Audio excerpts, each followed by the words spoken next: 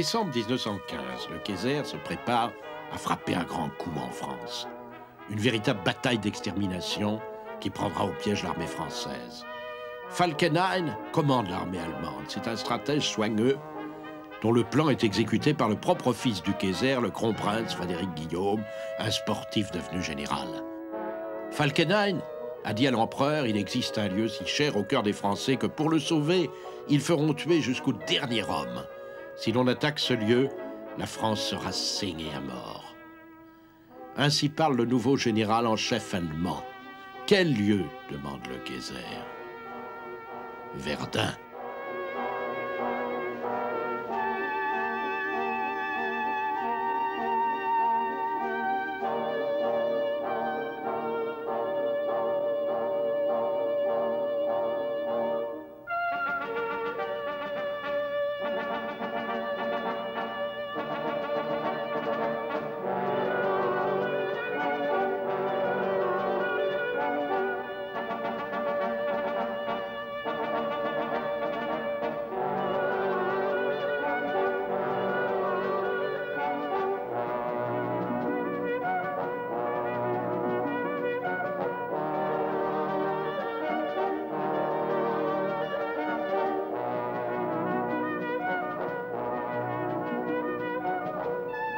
Tout ce qui roule va vers Verdun.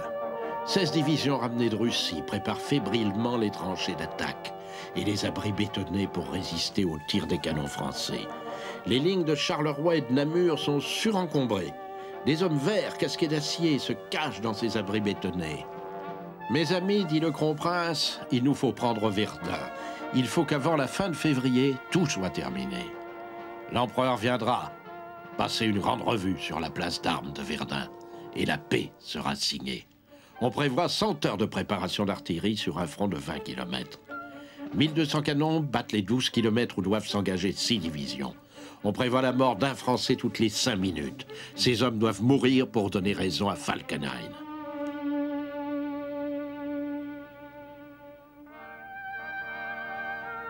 Verdun est sur un saillant du front. C'est une petite ville sans importance stratégique, un ancien évêché dont la bibliothèque contient des parchemins enluminés du Moyen-Âge, connus dans le monde entier, et d'une très grande valeur. Verdun, c'est un symbole. Sa citadelle s'est rendue en 1870. C'est un symbole de la revanche. 3000 otages civils, 20 000 soldats, des forts qu'on évacue parce que les Allemands en Belgique ont montré qu'aucun fort ne résistait aux tirs de leurs obusiers lourds.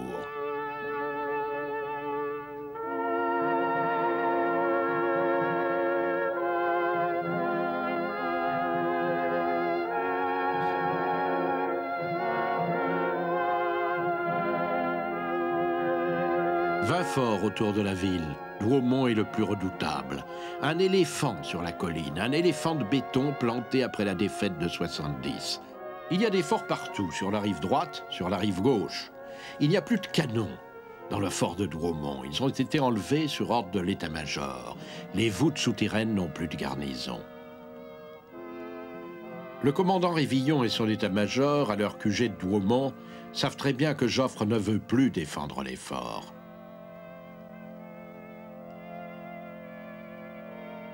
Il répète à Révillon qu'il n'a aucune chance d'être attaqué.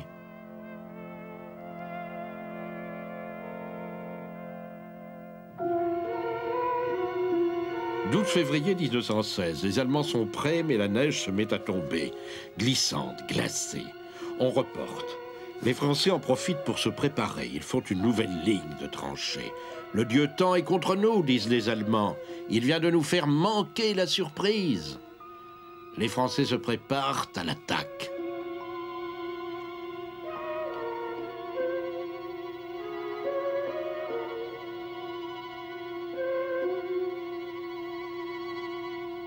« 21 février, le ciel est clair, le dégel arrive. Le sol tremble. Les Allemands attaquent.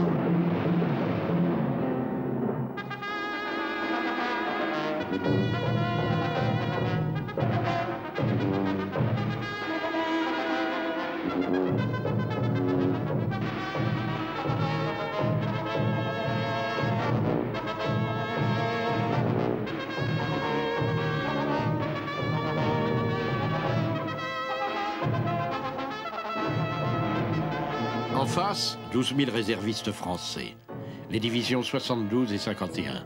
Ils ne disposent pas immédiatement du soutien de canons lourds, mais seulement de leurs 75 dont la portée est insuffisante pour toucher les arrières de l'ennemi.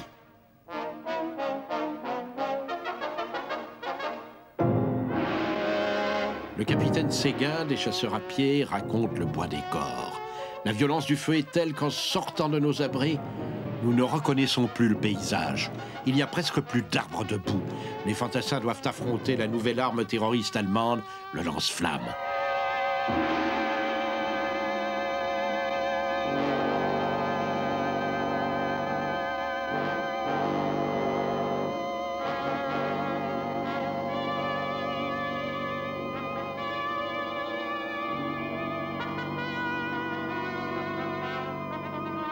Les Français tiennent encore le 22. Ils s'enterrent dans les trous. Joffre envoie des renforts. Il confie le secteur au général Pétain avec l'ordre suivant. Tout chef qui, dans les circonstances actuelles, donnera un ordre de retraite sera traduit devant un conseil de guerre. Il faut reculer, résister sur une deuxième ligne. Douaumont est abandonné.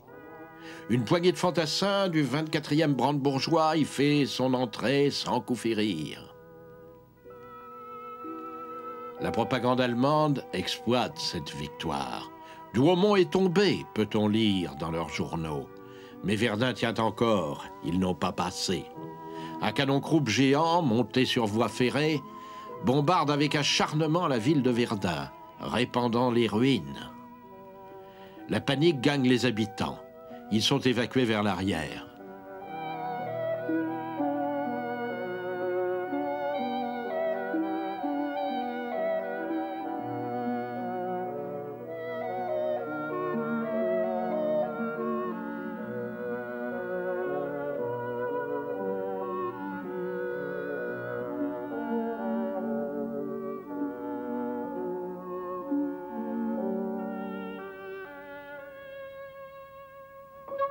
Dans les PC de l'arrière, on est sans nouvelles des premières lignes. Tout est désorganisé. Les postes de commandement, en première ligne, sont isolés par les bombardements. Plus de téléphone, ni de courrier. On se fait tuer sur place. L'artillerie ignore si les positions sont françaises ou allemandes. Elle tire sur ses propres fantassins. Et Joffre ignore tout du front. Il ordonne qu'on envoie des courriers dans les lignes et place à la tête de l'armée de Verdun le général Pétain. Pétain organise la deuxième armée sur une ligne de résistance continue. 25 000 morts depuis 6 jours. Le premier des devoirs est d'économiser les hommes. Le second d'organiser les secours par la seule route dont ils puissent disposer en l'absence de toute ligne de chemin de fer d'un gabarit normal. En une seule semaine, Pétain obtient 25 000 tonnes d'approvisionnement et 19 000 poilus de renfort. Sur la voie sacrée, les camions circulent jour et nuit. À la moindre panne, l'engin est balancé dans le ravin. Les canons lourds français arrivent enfin. Des 155 Cours, des obusiers de 220 de Schneider. 10 millions d'obus vont tomber sur l'ennemi. Les Allemands aussi se renforcent. Ils feront pleuvoir 21 millions d'obus au cours de la bataille de Verdun.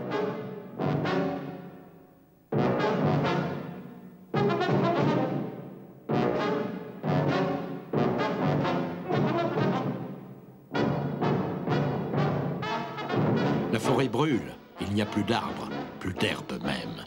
Les Français sont allés au-devant des désirs de Falkenhayn. Pétain organise la rotation rapide des divisions. Toute l'armée se dispose à mourir pour Verdun.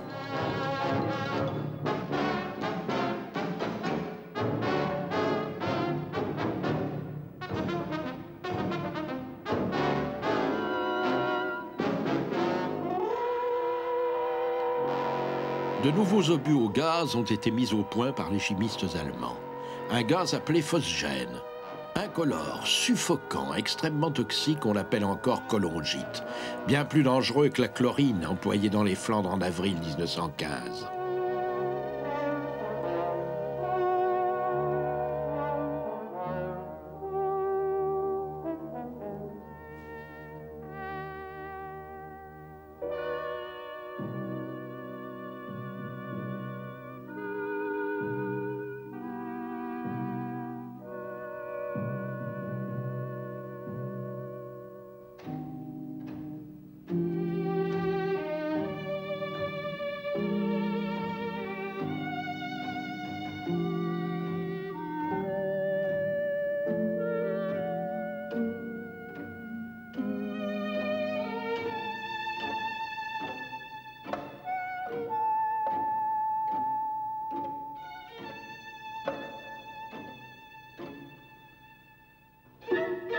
La relève ne cesse pas à Verdun, les divisions tournent toujours, allemandes comme françaises.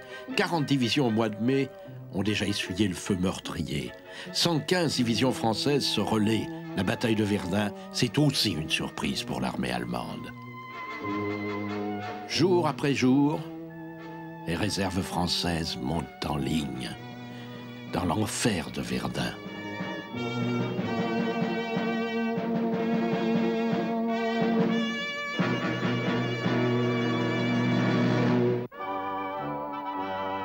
Avril 1916, Pétain est appelé à un commandement supérieur. Sur le terrain, c'est désormais le polytechnicien Nivelle qui commande l'armée de Verdun, où la bataille fait toujours rage, avec Mangin. Il ne rêve que d'offensive. Il nous envoie en enfer, disent les poilus. Toujours des attaques et des pertes de plus en plus lourdes. Mais le front tient. On commence à dire dans le monde entier qu'à Verdun, les Allemands ne sont pas passés.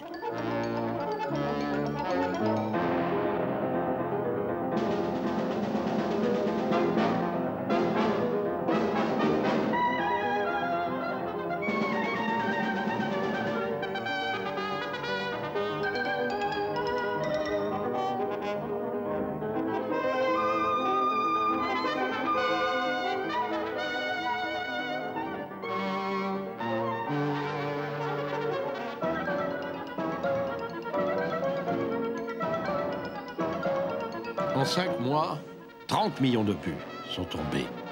Le sol est entièrement troué par les cratères. Des obus de tout calibre. En 5 mois, 275 000 Français sont morts et 240 000 Allemands. Le Kronprinz flanche, l'empereur a des doutes. Trop de blessés, d'estropiés, de gazés, de gueules cassées. On lui signale des cas de désertion et d'indiscipline. La 6e division de Berlin, la meilleure, décimée au bois des corps. Il faut arrêter le massacre. Il n'y a pas que la France qui soit saignée à blanc. L'enfer brûle, l'enfer de Verdun. Le carnet de route du soldat Louis Gillet. À Verdun, explique-t-il, une division laisse en moyenne 4000 hommes dans l'espace d'une relève.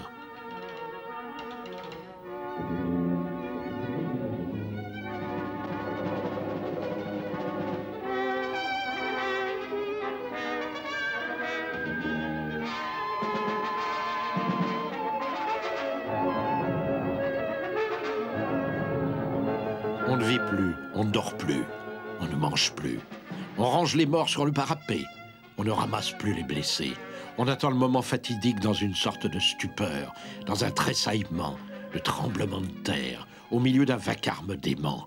La terre est devenue une croûte, pas un brin d'herbe, plus une feuille d'arbre. Les chevaux meurent par milliers, perdus entre les lignes. Les porteurs de gamelles sont les premiers visés. Ils meurent aussi dans la boue, sur le chemin des tranchées, avec les porteurs de munitions ou ceux qui traînent les mitrailleuses sur leur dos. Les Français ont retourné contre les Allemands les armes de l'horreur. Verdun, dit un autre combattant, est un cauchemar sans aube à espérer.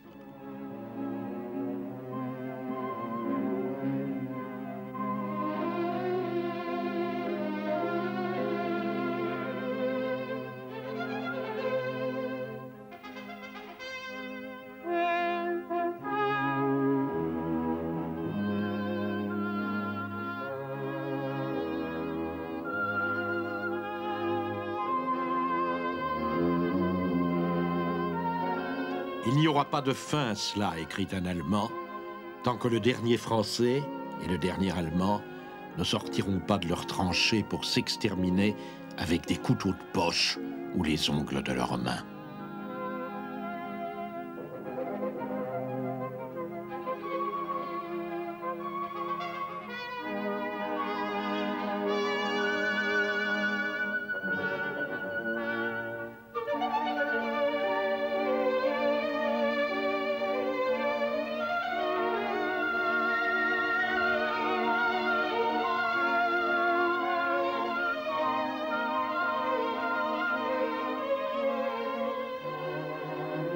L'été est arrivé enfin.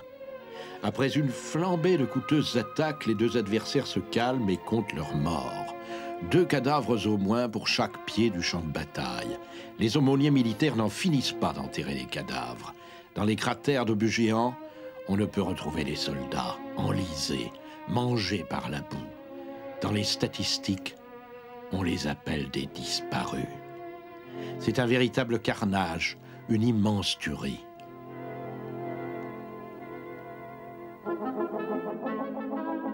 La perme, c'est le salut. Pétain a organisé des rotations. Chacun ses jours de perme. Et le train enlève les survivants joyeux vers Paris.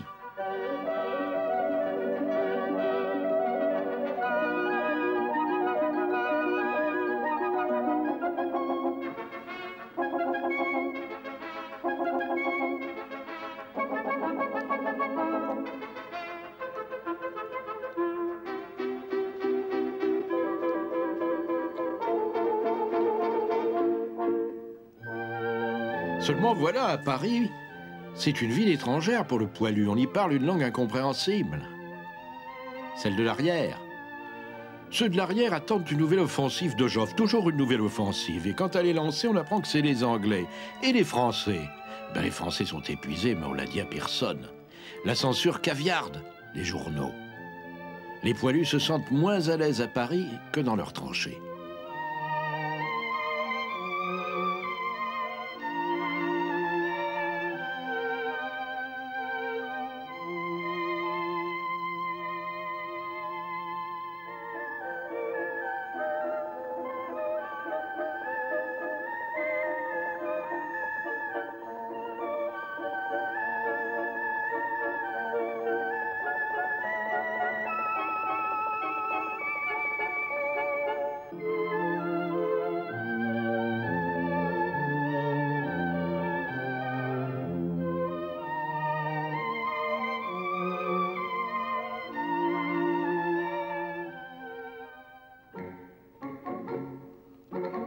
Parmi les héros de Verdun, un tout petit groupe d'Américains. Mais quels Américains? Ceux de l'escadrille Lafayette, 30 pilotes et leurs mascottes.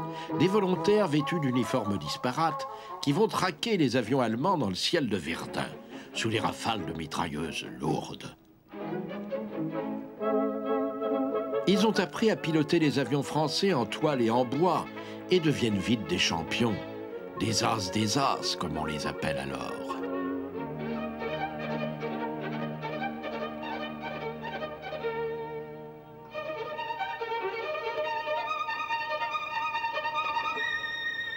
À la fin de l'été, Falkenhayn est renvoyé.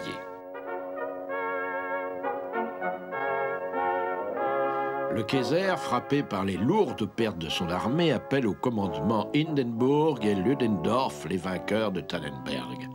Leur premier réflexe est d'arrêter le massacre. Plus d'assaut sur Verdun. La terre a déjà englouti trop de morts. Les Allemands décident la pause. Mais les Français n'en restent pas là. Ils ont touché de l'artillerie lourde et les canons tonnent à nouveau le 19 octobre. Pétain et Nivelle ont décidé de vaincre à tout prix et d'employer les grands moyens.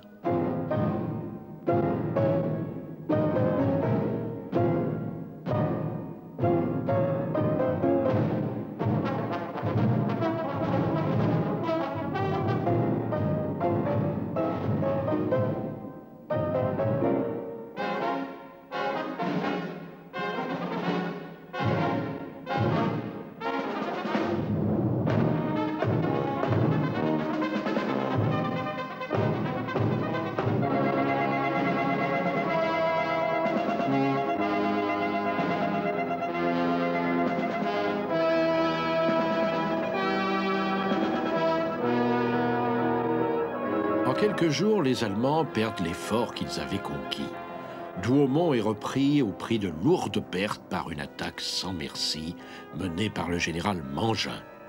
Douaumont, le fort désaffecté par Joffre, devient le symbole de la victoire française de Verdun. Falkenhayn a perdu son pari.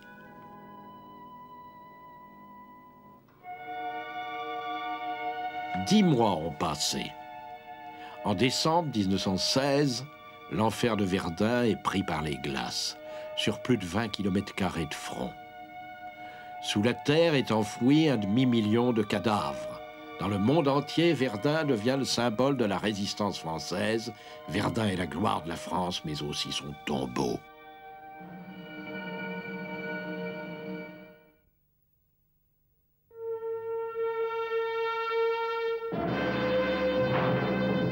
L'Europe du Nord-Ouest est meurtrie. L'occupation sauvage, les gaz asphyxiants, les sous-marins, autant de manifestations de la guerre terroriste, de la guerre totale, qui frappent aussi l'Angleterre. La forteresse insulaire, gardée par la plus puissante flotte du monde, a été férocement bombardée le 16 décembre 1914 par les croiseurs allemands de bataille. Scarborough, Whitby, Hartlepool ont été frappés.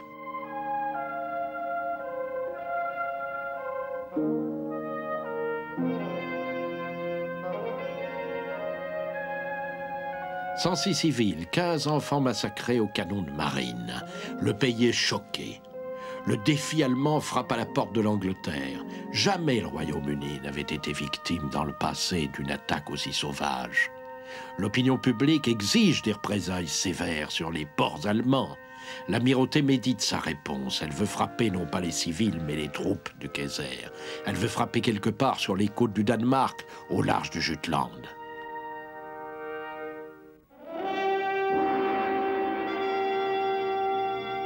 Le 23 janvier 1915, premier engagement, indécis. La flotte anglaise a pris la mer pour répondre aux défis des Allemands. Les pêcheurs n'en croient pas leurs yeux. Les cuirassés lourds, les dreadnoughts, vont débusquer l'ennemi dans des parages où l'on ne s'attend pas à une bataille navale. Certes pas.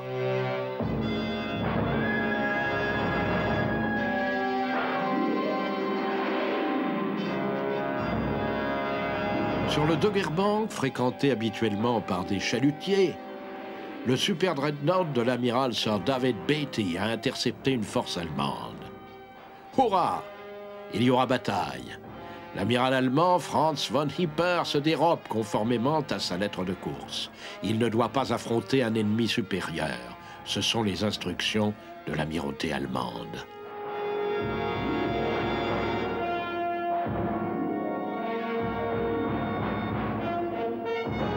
Les Anglais sont plus rapides et mieux armés. Ils coulent le plus cher, mais reçoivent eux-mêmes des coups et perdent l'ennemi dans le brouillard. Beatty est proclamé vainqueur, mais l'amirauté a des doutes sur la portée de cette victoire, qui n'est nullement décisive. Les Allemands peuvent faire du mal. De retour à Wilhelmshaven, von Hipper reçoit l'ordre de garder sa force intacte, plus que jamais. Il faut attendre que l'ennemi prenne l'initiative et ne pas rechercher l'engagement, lui dit-on. Les marins de la Kriegsmarine passent leur temps à répéter les grandes manœuvres et à laver le pont. L'ennemi attaquera bien un jour ou l'autre. Les marins anglais restent à quai pendant toute l'année 1915 ou à bord de leurs navires. On peut se demander pourquoi le gouvernement de Sa Majesté engloutit de telles sommes dans l'armement des super-cuirassés. Ils ne prennent pas la mer. La flotte n'accomplit que des missions de protection des côtes. Le roi George tient à sa flotte. Il a lui-même commandé un croiseur. Et c'est certainement à bon droit que l'on appelle cette flotte The King's Navy, la marine du roi.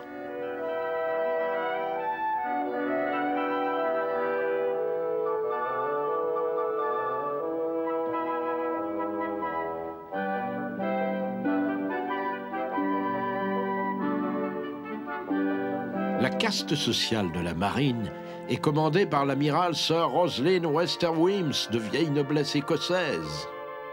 Beatty est un roturier, marié à une riche américaine. Le commandant de la flotte, Sir John Jellicoe, pense après l'incident du Doggerbank que la flotte est victime de ses traditions. On peut imaginer de nouvelles tactiques, dit-il, de nouvelles méthodes. Il n'est plus question de grandes batailles navales, comme dans la tradition de la Royal Navy. Il faut prévoir et prévenir les attaques des sous-marins. Il ne faut pas les mépriser. Il est essentiel d'imaginer des parades à la guerre sous-marine. L'une des plus sophistiquées, sinon des plus efficaces, est celle des U-boats. Ces bateaux se présentent comme d'inoffensifs cargos. Ils attirent l'ennemi en surface et démasquent alors leurs canons pour le couler. Ces bateaux pièges sont redoutables et surprennent, au début du moins, les commandants des U-boats qui imaginent immédiatement des parades.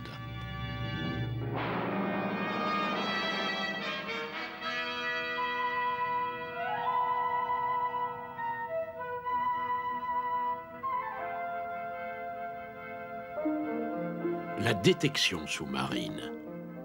On imagine un appareil pour repérer au son les moteurs d'un ennemi invisible.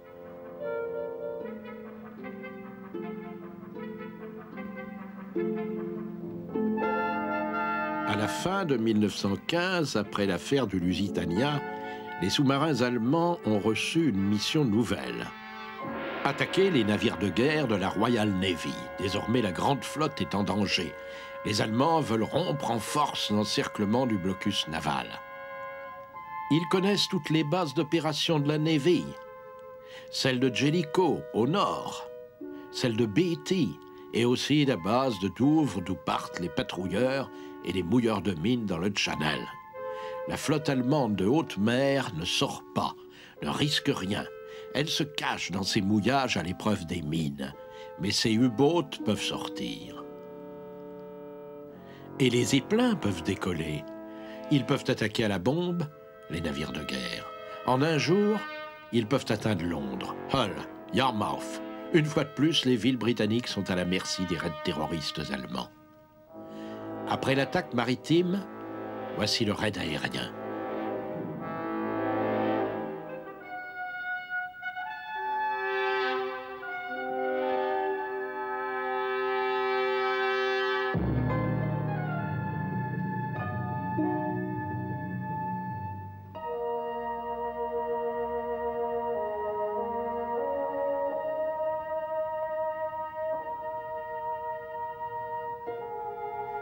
Les raids de Zeppelin font des victimes dans la population civile. Quand ils bombardent les villes, le public et la presse exigent des représailles. La grande flotte en est chargée. On attend d'elle une action immédiate sur les côtes ennemies.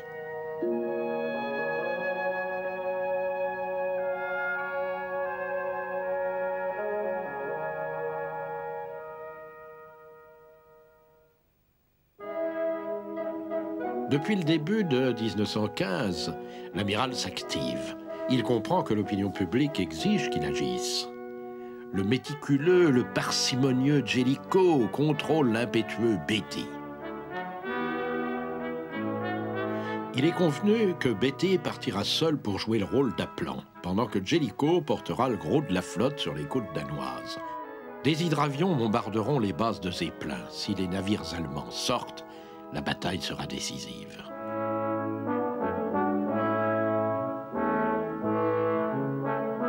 L'amiral Scheer, qui commande la flotte du Kaiser, est un aventureux qui rêve d'engager les croiseurs de bataille de l'amiral Hyper dans un affrontement décisif qui fasse perdre sa supériorité à la Royal Navy. Le Kaiser aussi veut ménager sa flotte qui lui a coûté une fortune, mais il comprend que l'opinion n'admettrait pas qu'elle reste au port indéfiniment sans rien tenter. Il a donné blanc-seing à Scheer qui médite une sortie. Il prévoit que les zeppelins et les sous-marins seront associés à l'attaque de la grande flotte dès qu'elle sera signalée en mer. Hyper se chargera de l'attirer et de la conduire devant les unités de Scheer qui attendront, canons chargés, torpilles prêtes. Au matin du 30 mai 1916, après des mois d'inaction, la grande flotte britannique quitte Scapa Flow et fait route vers le sud-est. Les gros navires, sur ordre de Jellicoe, ont fait leur plein de mazout pour les plus récents, de charbon pour les autres. 325 tonnes de charbon sont chargées par 350 hommes en 1 heure.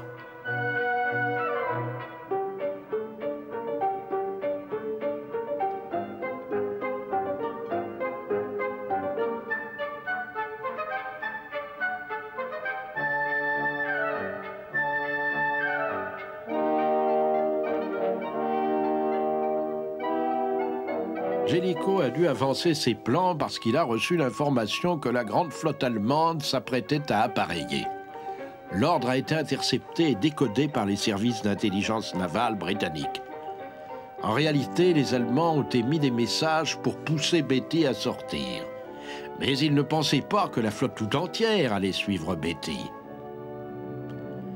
24 super dreadnoughts ont pris la mer avec des croiseurs de bataille, des croiseurs légers et lourds, des destroyers en grand nombre.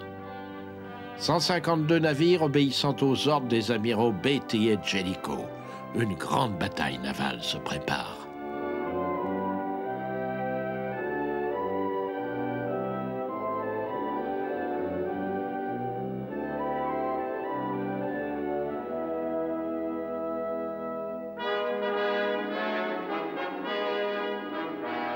Quelques heures plus tard, 101 navires allemands s'alignent aux ordres de Hipper, qui joue le rôle de l'appât, suivi de Scheer, le chasseur.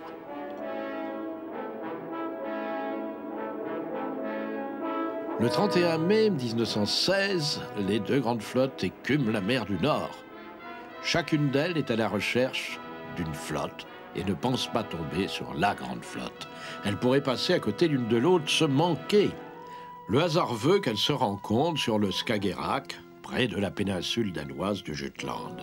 Les dés sont jetés, la bataille de Jutland est engagée.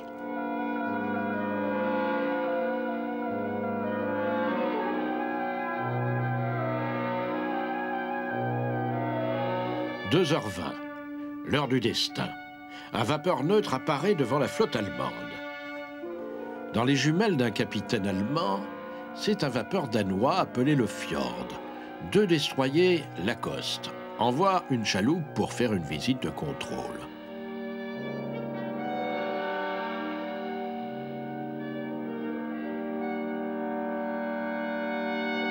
Le premier échelon de la formation de Beatty a aussi aperçu la vapeur du Fjord. Les croiseurs légers s'avancent en reconnaissance. Ils sont accueillis par les canons allemands.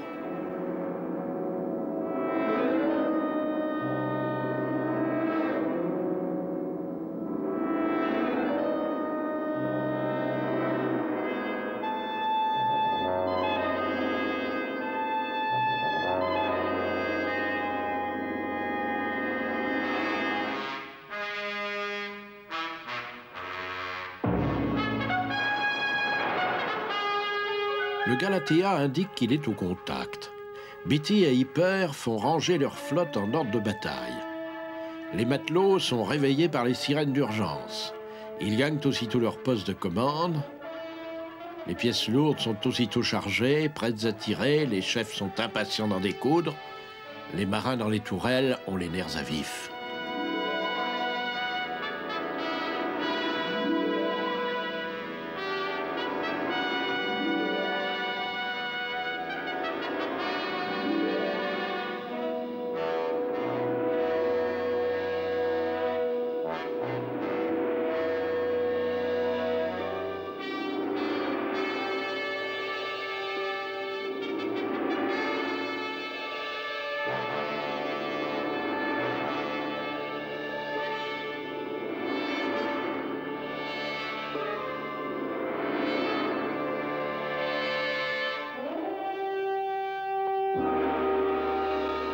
Derrière Beatty, l'amiral Jellicoe s'approche en poussant les machines. Il détache en reconnaissance 3 de ses plus rapides croiseurs de bataille. Il se hâte de venir au secours de Beatty, qui indique en hissant son pavillon marqué d'un lion qu'il est à la poursuite de Hipper. Il se précipite ainsi dans le piège allemand. Toute sa flotte, par suite d'une erreur de signaux, ne le suit pas. Il se jette dans la bataille avec une partie seulement de ses forces.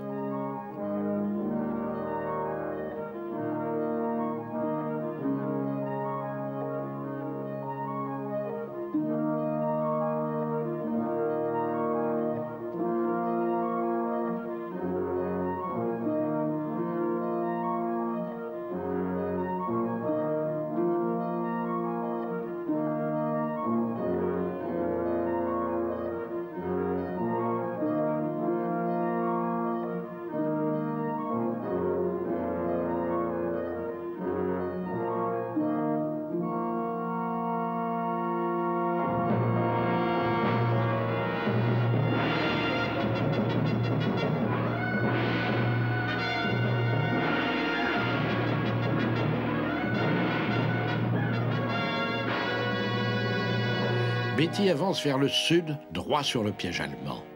Quand il reçoit un message d'un de ses destroyers d'approche, la flotte de bataille allemande est sur lui. Il s'agit des unités de Scheer qui chargent déjà les canons.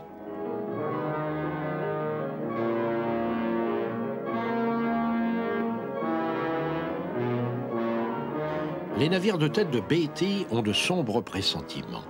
Ils font machine arrière et rejoignent Jellicoe.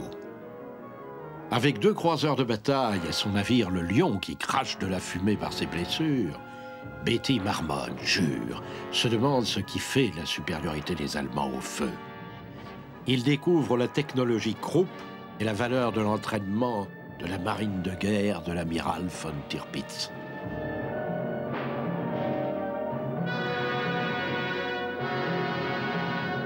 Tard dans l'après-midi, une force nouvelle rejoint la bataille. C'est l'avant-garde envoyée par Jellicoe au secours de Beatty.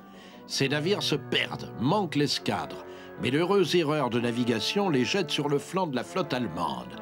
Celle-ci repère mal l'ennemi dans le brouillard et la fumée. Elle s'imagine que la Royal Navy s'est donné rendez-vous au complet. Elle tire aussitôt le canon. Toutes les pièces entrent en action.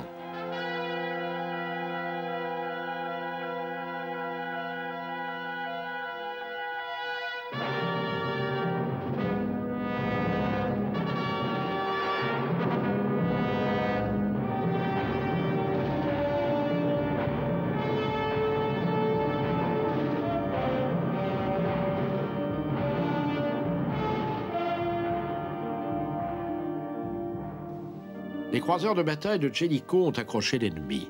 Jellicoe lui-même surgit avec ses super dreadnoughts venant du nord-est. Les plus puissantes unités sont désormais sur les lieux. Jellicoe se désespère d'apprendre que Beatty a subi de lourdes pertes dans sa course solitaire, sous le feu du gros de l'escadre ennemie.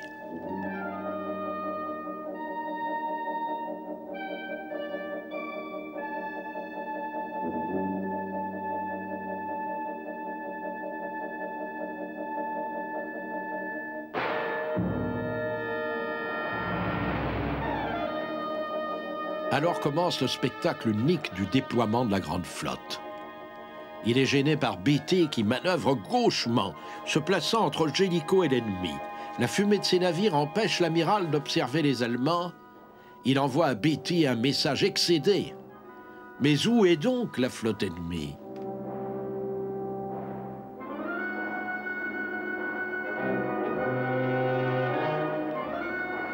Jellicoe comprend que l'ennemi est aussi embarrassé que lui et qu'il faut profiter de la confusion. À 2 reprises, prenant avantage de sa vitesse supérieure, Jellicoe lance ses plus lourdes unités à travers les rangs ennemis, les super dreadnoughts, orgueil de la flotte britannique. Il trace une sorte de lacet, de nœud coulant, autour de la flotte ennemie qui doit ainsi se trouver nécessairement prise dans un piège, dans une nasse. Pour éviter le désastre, l'amiral Scheer ordonne à tous ses navires de tourner de 180 degrés vers tribord.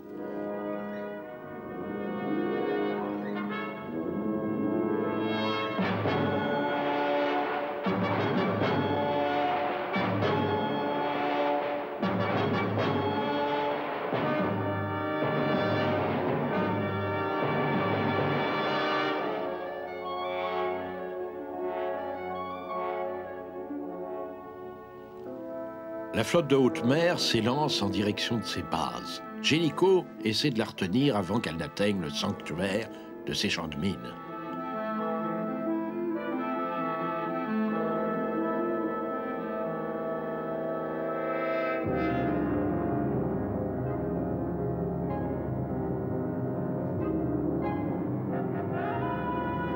Avec le soleil couchant dans le dos, aveuglant les viseurs des canons allemands, les Anglais se préparent au combat à mort.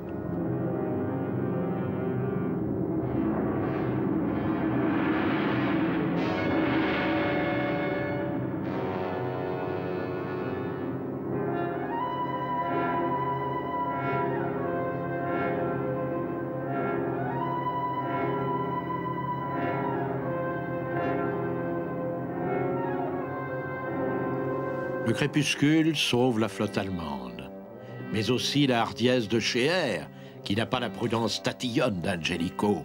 Dans l'obscurité, Scheer conduit ses navires à travers un couloir étroit qu'il distingue vaguement. Dans une série d'affrontements furieux, dans le désordre des bâtiments qui croisent leur route et se reconnaissent à peine, Scheer franchit l'obstacle, perdant seulement 2 croiseurs légers et un vieux navire de bataille. Jellicoe fait son compte, il a perdu un croiseur et 5 destroyers.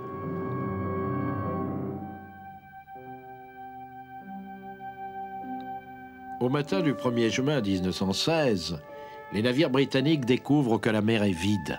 Scheer fait déjà son rapport au Kaiser.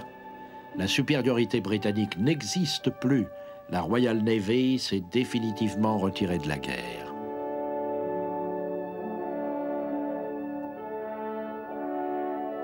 La couronne, la presse et le public font à leur flotte un accueil ambigu à son retour en Angleterre.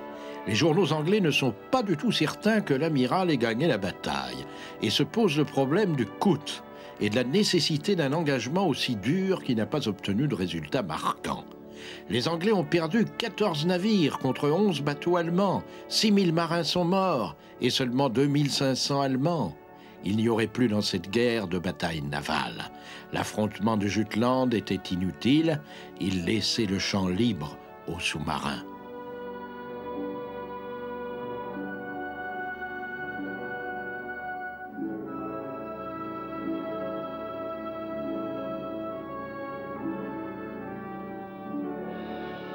Non seulement il laissait le champ libre aux sous-marins, mais il n'avait pas remporté la bataille décisive qui devait interdire la mer aux escadres de l'amiral von Tirpitz.